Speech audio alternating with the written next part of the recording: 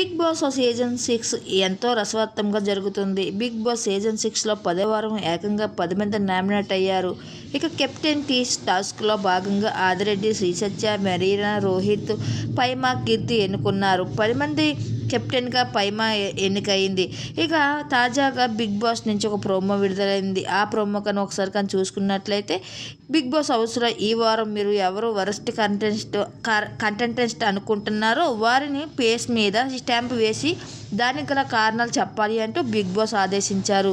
ఇక ఈ వారం అందరూ కూడా ఆదిరెడ్డిని వరస్ట్ కంటెంటెంట్గా ఎన్నుకున్నారు.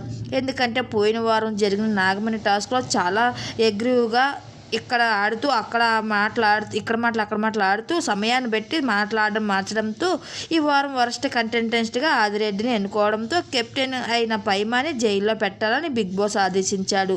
ఇక ఆదిరెడ్డి వెళ్తూ నేను జైలుకి వెళ్తున్నానంటే అది మీ అందరి సహకారంతోనే అంటూ ఏదో చెప్పాలనుకొని ఏదో చెప్పాడు. అయితే ఈ వారం వరస్ట్ కంటెంటెంట్గా ఆదిరెడ్డి నిలిచాడని చెప్పాలి. అయితే మీ అభిప్రాయం ఏంటో కామెంట్ సెక్షన్లో మీరు